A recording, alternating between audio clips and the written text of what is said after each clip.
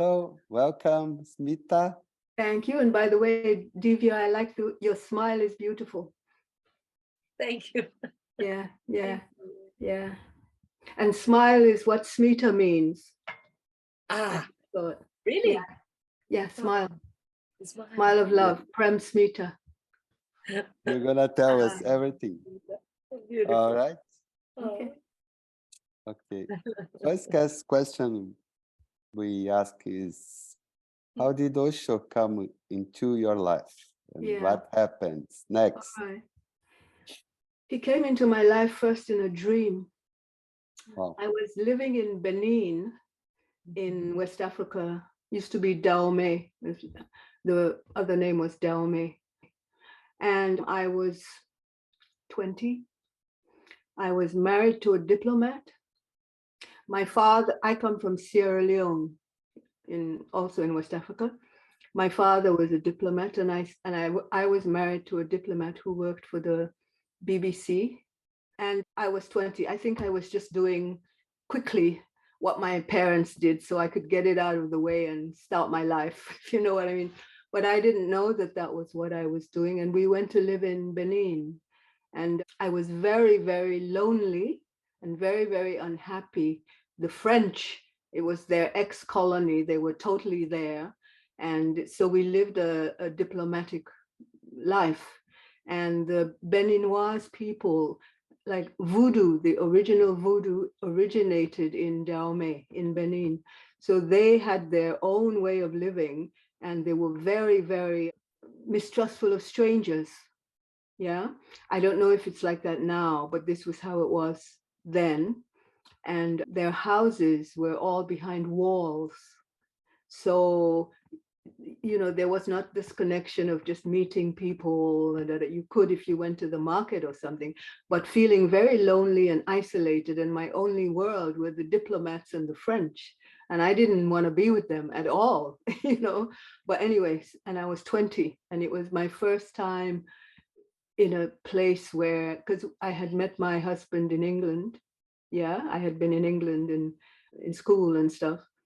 I was so depressed that I used to, I call it take to the blankets. And I would take a Valium and sleep all day, wake up in the evening, have supper, take a Valium, sleep all night, you know. And I would do this for about a week when I felt life was too much. And after a week, I would be clean, thin and clean and quiet. And I would be like that for a bit, and then I would feel the darkness coming back, and so then I would go back to the blankets. So this was kind of, I did this a lot. And then there was an occasion when I felt it was time to go back to the blankets. I wasn't happy at all. But just before I did that, the night before I did that, I think it was even, or shortly, I went to bed without taking a Valium, and I had a dream. And I dreamt that there was this being dressed in white. And I say a being because I can't say a man or a woman, because he was somehow more beautiful than a man or a woman that I knew about, the being energetically. And he was standing a little bit further away. And I was standing with a group of people. And there was a huge fire in the middle between me and him. And he was persuading us to go into the fire, laughing at us, trying to get us to go into the fire. Now, I don't know what happened in the fire. What I know is before the fire, the fear and the scaredness and the mistrust and everything coming. I don't know what happened in the fire, but coming out of the fire, I was on my hands and knees. It was like I was coming out of a tunnel. I was completely exhausted. I was spent. But energetically, I was just like him, this person. And so there were two people, and they were helping me out of the tunnel. And he was standing a little bit further away, and he was smiling at me as if to say, you see, that wasn't so hard. Mm. So, and when I woke up the next day, now I can say when I woke up the next day, I was in bliss. And I had no idea what bliss was, so I couldn't say that, but I just knew I was okay. And I knew my life was going to be different. I didn't know how or what, but I knew my life was going to be different. Nothing had changed on the outside, but something had changed with me. And I started spending time with myself. First of all, I discovered weed and started smoking a lot of weed, which meant I could be with myself. I didn't need external people so much. I read Shakespeare, I read the Bible, I read all kinds of things alone, because I could. I went for walks, I had a beautiful dog. I knew my life was going to change and I didn't know how, but something was different. I didn't even think of him, Osho. I didn't remember the dream. So anyway, maybe 4 months later, it was the summer. And because we were both teachers, he was the head of the English department. It was summertime and time to come to England on holiday. Yeah. So we came. I don't know where I was. I was looking through a magazine and I saw that there was a place for a month. You could go and there would be 9 men and 9 women.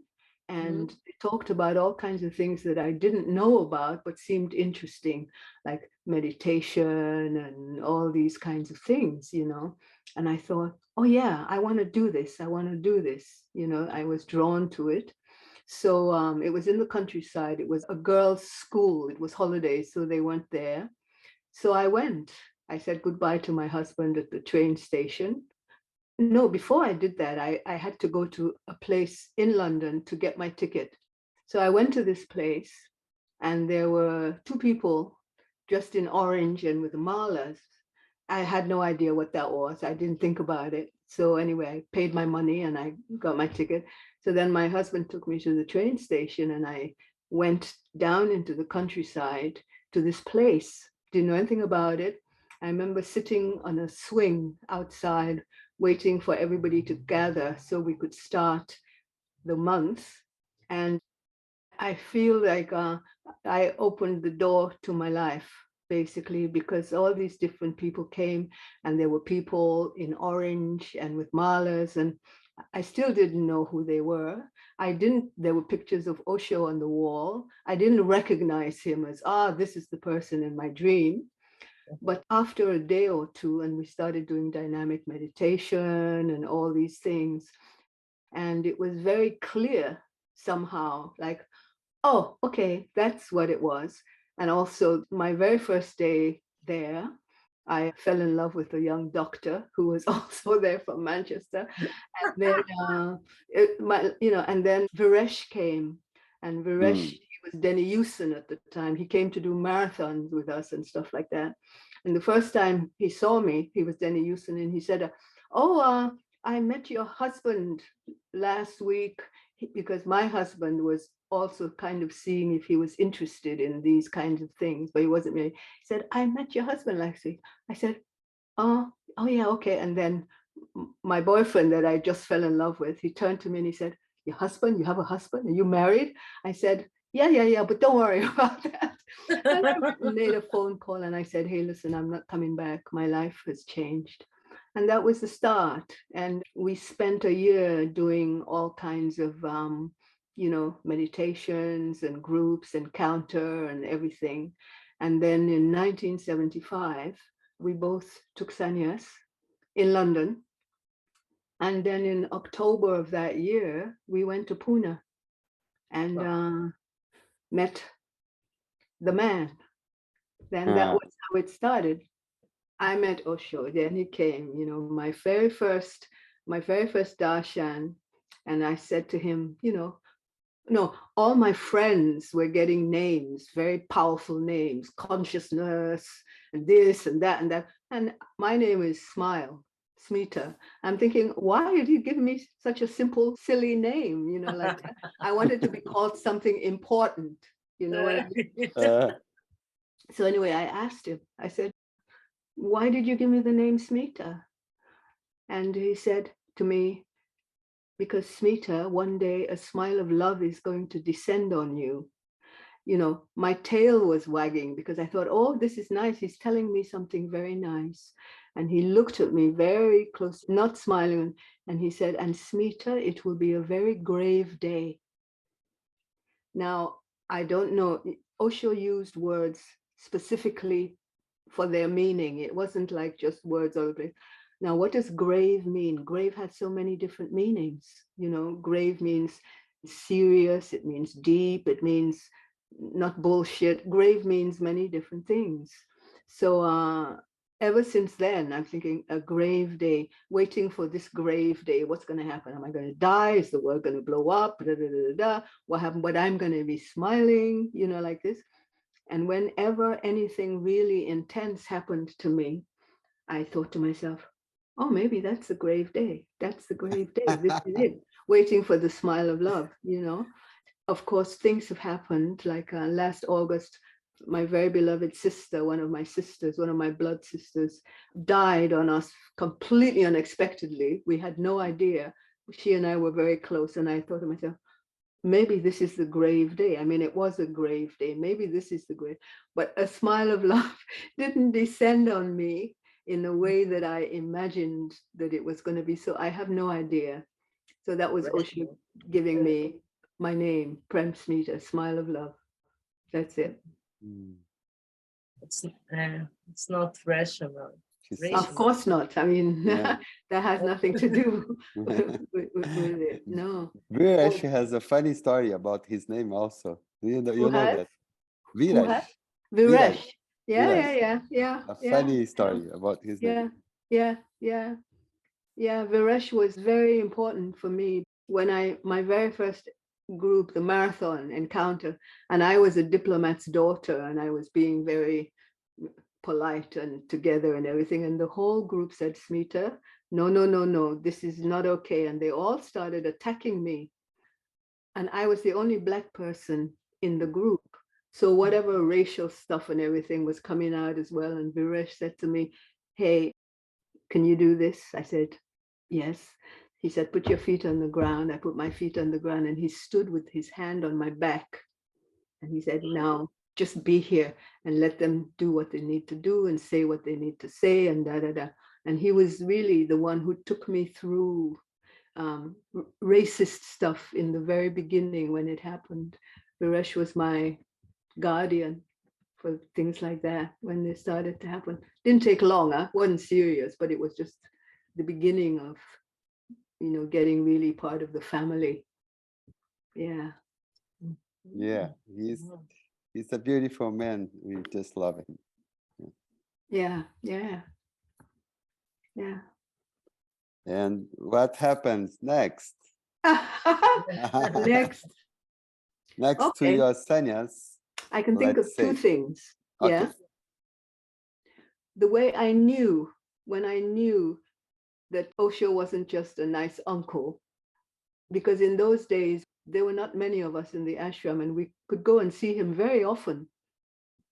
So for me, I thought, oh, I'm going to see my lovely uncle. That's kind of how I felt, you know. There was another Black woman, Sudha. She was kind of like a high priestess, you know. She was kind of important and conscious and everything like that, as opposed to me. I mean, I was just, you know, me. And whenever we had darshan, our friends would stand outside the gate of Lao Tzu house, waiting for us when we came out. And the word had gone out that Osho had given Sudha a third person meditation. And a third person meditation, you say she, you don't say I. You say she did this and she did that and she thought this, to kind of distance, to become the watcher more, you know. So this is like, it's very high thing, you know. So I went to him. I don't know what I said to him. I don't know. And he said to me, okay, it's time for a third person meditation for you. So I thought, whoa, this is amazing. I must be really far out. And I walked out and I told my friends, you know, they said, well, wow, he's giving you this meditation. So for 3 weeks, I had a very good time. I said, she did this and she did that and she, and I felt very important. Talking about yourself on the third person. Yes. Yes. Went back to see him. And when it was my turn, sitting in front of him, and I can't remember her name wasn't Lakshmi, it was, I can't remember her name, who used to write things down, like his secretary sitting next to him. Mhm. And so I go to sit in front of him, and he says to me, well, and I said, oh, she did this and she did that and she did this and she did that and she did this. And all of a sudden he stopped me in the middle and he turned to her and he said, where is Smita? Is Smita here? And I completely froze and I was just in shock, Then she said, Smita is here. This is Smita. And he looked at me and he said, very good, Smita, you deceived even me.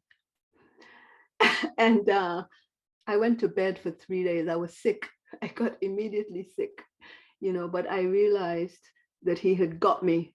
He had got me, and nobody else had ever got my dishonesty. And he had got me. And then I realized that he wasn't just my nice uncle, that, that it was, something changed for me. Another time, I was there with my boyfriend that we had met, the day I went to start my life with Osho. And we lived in a small hut. There was a woman who, she rented these huts out kind of like to us all. And, I come from Africa, so I'm used to insects and rats and this and that. I'm not scared of these things. But all of a sudden, of course, we had a mosquito net because that was important. All of a sudden, I got really scared that there would be a rat in the bed, out of the blue. Every night I went to sleep terrified that there would be a rat in the bed. One night I woke up in the middle of the night and there was a rat in the bed. And I went in one direction and the rat went in another direction and my boyfriend went in another direction. The next day I went to Osho and I said, Osho, there was a rat in the bed. There was a rat in the bed. And he said to me, Smita, you called the rat. Be very careful what you call, because what you call is what will come. That was another of my times with him. Yeah. Shall I tell you another one, or is that enough? Yeah, sure. One? Okay. There were many different groups happening, and there was one group, every time I went to him, he would say, Smita, I want you to do this group. And I didn't want to do it because I felt it was a group for beginners. You had to do all kinds of little things like take off your clothes and sing a song. I thought, I know how to do all this. I don't need this kind of beginners group, But he would say, I want you to do this group. I want you to do this group. So anyway, finally I said, okay, went to do the group. And it was a group about a lot to do with expressing feelings. So for example, anger, you would sit and somebody would sit opposite you. There was a cushion on the ground so that you didn't hurt, and the person would slap your face. And you didn't slap them back. You beat your anger into the pillow, just different feelings. Okay.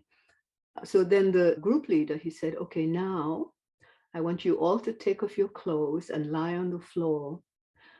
In this box over here is a python. And I'm going to let the python into the room. Now, as I say, I come from Sierra Leone, and snakes, you didn't think, is this a nice snake or a horrible snake? A snake was a snake, and we all ran away from snakes. And my father had a gun, and we had chickens, and my father loved to eat fresh eggs. And so we had these chickens, but there was a snake, a big black snake called Sammy. I never saw Sammy. I would just hear, Sammy's here, Sammy's here. And Sammy used to go in to the chicken coop and get the chickens, get the eggs. So, and my father would run around with his gun, but he never caught Sammy. He wasn't able to catch Sammy. And he says, there's this snake in the room. And in those days, if you said to me, there's a snake in the house, I wouldn't go into the house. I needed, snakes for me were, but there's a snake in the room. Everybody's lying on the ground naked, and there's this snake, and he opens the door and the snake comes out. And I'm very grateful that he was such a professional, because I became immediately like 3 years old. And I just sat by the wall and I was shivering and shaking. I didn't take off my clothes. And if he had decided to put that snake on me, I don't think I think I would have gone crazy and never come back, but he didn't. He left me there, you know, and then the next, and the snake crawled all over, and sometimes it went, if people were scared, it would move a little fast. But I was the only one who had this response. So the next day we went to Osho, to Dash, and you always went the next day after you did a group. Went the next day, and when it was my turn, I said, Osho, the snake, the snake, the snake. It was awful. The snake, the snake, the snake. Whoa. And he came and he looked at me and said, Smita, you found it so awful on the outside because you were very attracted to it on the inside. He said, now what I want you to do tomorrow, I want you to go and I want you to allow the snake to crawl all over your body so that you can bring the inside and the outside together in one circle. So I immediately started freaking out, but I had to do this. He said, do this. The first thing was that that night, going to bed, me and my boyfriend, I'm lying down. I wake up in the middle of the night, and he has a hard on against my leg just because he's asleep. And I immediately wake up and go, oh, the snake, the snake, the snake, like this. That was the beginning of it already. So anyway, the next day, the next day, I go to the group leader who has the snake because he knows. And it took me about 5 hours from the time I walked into the room to the time I could allow the snake to crawl on my body. It took about 5 hours, all the different, and when the snake crawled on my body, I was amazed to find that snakes are not cold. It wasn't a cold. And, and the snake looked at me, and I realized that I had never, ever seen a snake. I had only ever seen my fear of a snake, And I also realized that it was something to do with my father, because I was a very little girl and my father had complete control over me. But my father couldn't control Sammy the snake. He had no control over Sammy. So basically, I wanted to say, Sammy, Sammy, Sammy, you're fabulous, you're fabulous, you're fabulous. But I couldn't do that. I was too young to make that, My father had to be fabulous. So then it was horrible, Sammy, awful, Sammy, don't come near me. I really saw the connection between pushing the snake away and my father. And again, I got sick. I got pleurisy, of course, my lungs, I got sick for maybe a week, sick in bed with flu, but it was okay. It was, it was part of the cleansing and part of what was going on. Since then, I realized, snakes are not my most favorite creatures, but I don't have to freak out. I have a moment when I can say, okay, this is a snake. Okay, I'm going to freak out, or I'm going to see that this is a snake. And I've had an experience with a snake in the Himalayas that was very amazing. 2004 or 5, I was in the Himalayas, and Samdashi, one of Osho's disciples, we had an ashram with him in the Himalayas, and I was there. And I was going to my room one night and I opened the door and there was a snake, and her back was broken or something because somebody had shut the door on snake. So I opened the door and she kind of came out, couldn't hardly, but I just stood there and watched her, and she just started to crawl towards the balcony where she would go down. And I just stood there. and and she moved very slowly because her back was broken or something. And ever so often she would just turn and look at me, and as if to say, if you're going to kill me, kill me. There's nothing I can do. This is how I'm walking. And then she would go and go and go. And then finally she reached and she went over the edge. And I'm sure she died or whatever. But I was able to just stand there and be with her, and not freak out or anything like that. Not react. Yeah, Yeah, react. because of that, the situation with the snake. So that's another thing that happened. Okay, I'm just going to say one more. This was after the ranch. Yeah, I was there. Of course, after it was all over, so much to process, and not knowing what was real, what was not real, what happened, what didn't happen, all of it. I threw all my photographs away. I threw my mala away. Everything, and I went to New York. I have some family in New York, and I went there.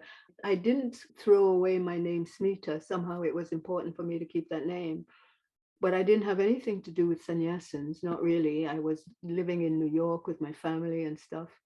And then the time came for me to leave New York. I just felt it was time to go. So I went to Mount Shasta. Mount Shasta is a very beautiful holy mountain on the Oregon border. I call it my mountain. And I went there looking for another community. I didn't want to be in the community of sannyas anymore. I felt that was finished, especially as Osho was going back to Pune, and Pune was happening. And I was thinking, I can't just go back there as if nothing has happened. A lot of things have happened. I can go, but I have to be, it's different. It's not the same. I don't want to go to Pune. So I was in Mount Shasta, and then I was looking for another community. I wanted a community, but I found the people there very kind of holy and stuff. Everything happened from the solar plexus up. They didn't deal with lower, the sacrum and the root chakra, and then we had gone to so much stuff with Osho. We dealt with everything with Osho came up, and you lived it, So I was thinking it's time for me to leave. And then I went to Sufi dancing one night. Somebody said, it came to me, go to Sufi dancing. And I thought, I don't want to go to Sufi dancing. I did enough Sufi dancing in Pune. Why am I going to Sufi dancing? But anyway, I went, and I was sitting, and a guy walked in, and I saw him, and there was something about him. And then he came and he sat next to me, and I noticed he had a mala, and I hadn't seen a mala in 3 years. Yeah, he had a mala. And he sat next to me and he said, I'm feeling very vulnerable. He said, I've just come from this place called Pune. Did you ever hear of a place called Pune? He said to me, I said, well, yeah, I have a little bit, And he said, yeah, okay. And so then we said goodbye. And when I was leaving, I was thinking, should I invite him to come and have tea with me one day and talk, or shall I just not? So I decided to invite him. So he came and we started hanging out, and we had a little love affair and this and that. And we went for a walk. And as we were walking, I just saw his mala seem to be getting bigger and bigger in front of my eyes. And I started to cry, like my first real, from the bottom of my belly, tears about everything that had happened. And then he was leaving. He was going to Idaho to live in a cabin far away with rattlesnakes and the bears coming down to eat cherries from the trees, and really across a river. And he said to me, would you like to come with me? And I said, yes, because I was finished with, So we drove 800 miles or whatever it was to Idaho. And we came to this cabin, and we had to cross over the river, to get to the cabin. But what he didn't tell me was that the cabin belonged to his friend, who was a sannyasin who had just gone to Pune. So we arrive, we walk in, there are pictures of Osho everywhere. There are all the books, the Osho books everywhere. And he was very interested to get all the information he could about the history of Pune. And our first week, it rained all the time. So we were indoors all the time, going through all the darshan diaries and things. And I said, oh, wow, look, this is this person, that's that person. And he was very interested to get all this information. And what I didn't realize was I was reclaiming it, putting it all back inside. And then one night, I decided I wanted to listen to an Osho tape before I went to sleep. And I had, so many Osho tapes I had listened to and all that, I decided I want to do this, and I put it on and I started listening to it. And it was amazing because if you had said to me, how do you feel? What's happening for you? I would have said something like, I feel as if I'm walking in a forest and I don't know where to go. I need a friend. I need a guide. That's probably what I would have said. And just at that very moment, that's what Osho was saying on the tape, And it was like, I just thought, you know what? If my connection with him is this deep, it doesn't matter. Nothing matters except to say yes to the depth of this connection. And for me, that was the moment that I said completely yes to him again, because there was nothing else to say, and that's the way it's been ever since. Yeah. After that, you went to Pune Yeah, to be with it's him? my question. I went to Pune, but not immediately. I after Idaho, let me see, I went to New York again, and then I wanted to come to Europe, but I wanted to come, but I wasn't really ready for Pune, so I went to Human University, Mhm. to Viresh, and Yes. that's how I started. And then after Human University, I was only 2 weeks. I did the tourist program and all that. After that, I went to the commune in Cologne. There was and I was there in the commune in Cologne, and and then I don't know. It became it's Pune too. It became obvious that I wanted to go back. Oh yeah, the important thing is when I was in Mount Shasta, was when Osho left the body, and I saw it on TV. I was living in a B&B, and I was watching TV, and it said Bhagwan Sri Rajneesh died today or something like this. Amazing. And yeah, that's how I learned that Osho had left the body, But I went to Pune too, and Osho had already gone. It was an amazing time. It was all the creativity, and it was a flowering. It was a flowering of the commune, music and dancing and this and that and that. And it was a wonderful time. And I started playing music there. One of the things I love is I'm a DJ. And my very first being a DJ was in Pune, Utuna, and that's how I started. So I was in Pune too. I went to Pune too and came back and went and da da da. And then my very last time in Pune was in 2000. And I went and I didn't like it. I felt it had changed too much. It was no longer the place I wanted to be and all that. So that's the last time that I was in Pune, is 2000. But in 90, whatever it was, there was this wonderful moment when everything was happening. It was a great time. Yeah, yeah. And how is Osho today? I met somebody not so long ago who said, oh yeah, you were with Osho, and how was he for you then? And I said, Osho and I are together still. It's like, I'm not part of the club of Osho. I'm not part of the church of Osho and all that. I'm not into it in that way. I said, he's the wind beneath my wings, because it's Osho who said to me, hey, Smita, look, there's the road to freedom. And if you want it, you can go. If you don't want it, don't go. But he's the one. and I can't understand it really, that I think, what did I ever do in any life that this gift was given to me out of the blue? This being was put right in front of my path. I didn't go looking for him. I didn't go anything about him. And he was there for me, and still I carry him with me. I don't stop to be with him. I'm not his disciple anymore. I can't be anybody's disciple except my own disciple, like this.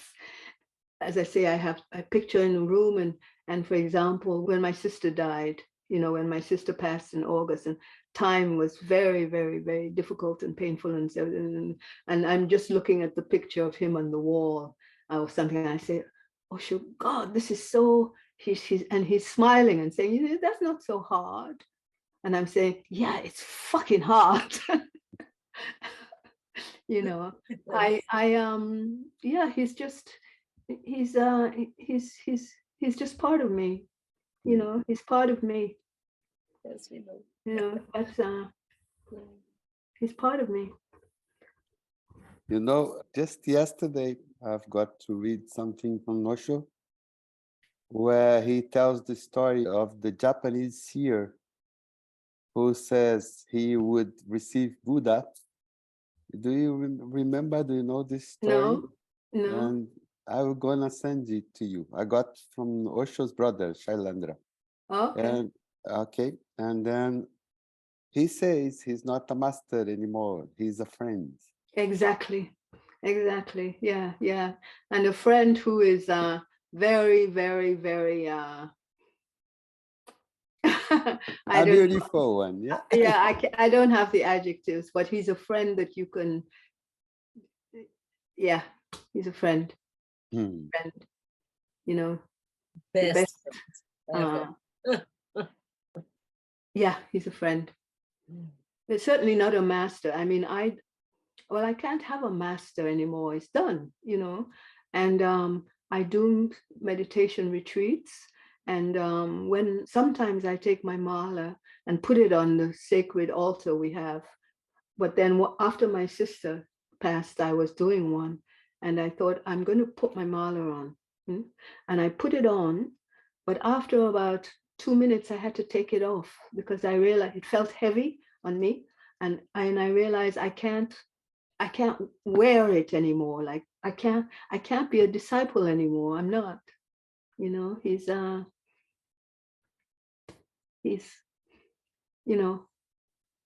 yeah. It's another step or another relation. Exactly. I don't know what to say. No need to say. We can't put in words what Yeah. happens. Yeah. There is a guy We find too small the comprehension. Yeah. Totally. Yeah. We got this too. a few weeks ago, we broadcasted an interview with an Italian guy who made a documentary on Osho called 10,000 Shades of Osho. So many forms, so many ways to be with us, to anyway be with us, to guide us when it's needed. Yeah. We got it in, yeah? Yeah. I mean, and I'm just amazed because more and more, I mean, I won't go into it now, but more and more, things like this documentary, The Wild, what was it called? Wild Country. I didn't see it. Friends, people said, "What did you think about this?" I said, "I haven't seen it. I was there. I don't need to watch it to see." You know what I mean? And Yes. Everybody has their opinion, and all these stories coming out about Osho and this and that and that and that. And I'm saying, yeah, okay, maybe I don't know what is real or what is not real, and the 3D reality of things. Whatever happened, happened. But all I can say is, taking me as an example, me in terms of what I can share at my biggest, is so little, I feel. And yet this, I mean, as a human being, and this person, he was a human being but so big a human being can become, that he can hold all that he held, and for people and love. And it's unbelievable that a human being can be this big. And he was. That's enough for me. I don't need to I don't know what enlightenment means and all these things. I don't know. I don't need to know anymore, think about it. But I just know that, wow, if this is how big a human being can be and still be a human being, wow, this is, yeah, there's no words for that. No words, like that. It's the same Yes. potential that we have, but he is an example for how far we can go. How far we can go if we dare. Yes. Yeah. You beautifully got a smile of love. I love. Oh. Mm. Mm. So we always end up with just a small question. Yeah. That is one word for Osho. Oh. What would that be? Okay. Can I do 2 words? Yes. Okay. Okay. Because my first connection with him was this fire, Fire. and so for me, Osho is the holy fire. Holy Walk fire. into the Fire of holy fire. Exactly. Step into the holy flame. Yeah, he's the holy fire of transformation, the holy fire. Yeah. Oh, oh, oh, oh. Hallelujah. Yes. Thank you, beloved. Thank you. So Thank much, you. so Thank much, you. so much. Thank you. Thank you. Blessings. Thank you. Blessings. Osho. Thank you. Thank you. Osho. Thank you. Thank you, beloved. Yeah. So great to Welcome. hear your story too. Stories. Yeah. Stories. Welcome. Many stories. Many. Yeah. Welcome. So Thank you. thank Bye. you. Bye. Bye. Bye. Yes. Bye. You have to go first. Yeah, Okay. difficult. It's always No, you have difficult to go. to say goodbye. Always Yeah. like that. Bye. Bye. Bye. Bye.